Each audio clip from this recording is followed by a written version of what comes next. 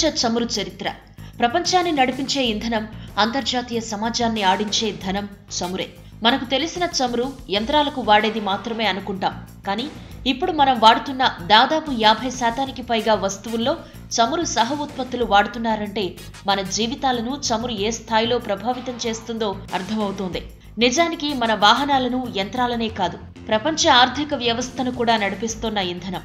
శతాబ్దాలుగా మానవుడికి కలపే ఇంధనం. చమురు కనిపెట్టిన ఘనత చైనీయులకే దక్కుతుంది. క్రీస్తు శకం 3వ శతాబ్దంలో చైనీయులు అనుకోకుండా చమురు కనిపెట్టారు. అప్పటికే భూగర్భ జలాల కోసం లోతుగా తవ్వే అలవాటున్న చైనీయులు కొన్ని ప్రాంతాల్లో ఎక్కువ లోతుకు నేలను తవ్వుకుంటూ వెళ్లేవారు. అలా ఓ చోట వారికి నల్లని, చిక్కగా ఉన్న నీరు బయటపడింది. దాన్ని బయట పారబోసినప్పుడు అందులో కొంత నీటికి పొరపాటున దివిటి అంటుకుని ఆ నీరు మండడం గమనించారు.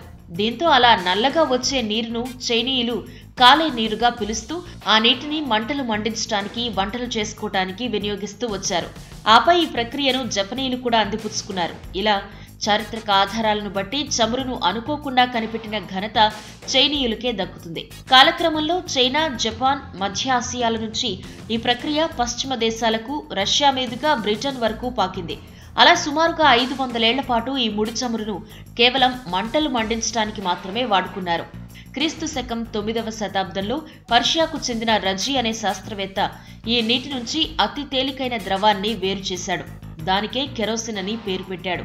దీన్ని దీపాలు వెలిగించడానికి విస్తృతంగా వాడుతూ వచ్చారు.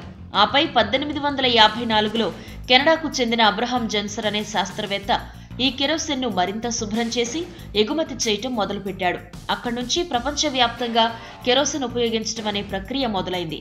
అదే ఏడాది యేల్ విశ్వవిద్యాలయంలో బెంజమిన్ సిలిమాన్ అనే శాస్త్రవేత్త భూగర్భం నుంచి ముడి చమురును వెలికితీసే ప్రక్రియ కనుగొని ప్రపంచ చరిత్రనే మార్చేశాడు.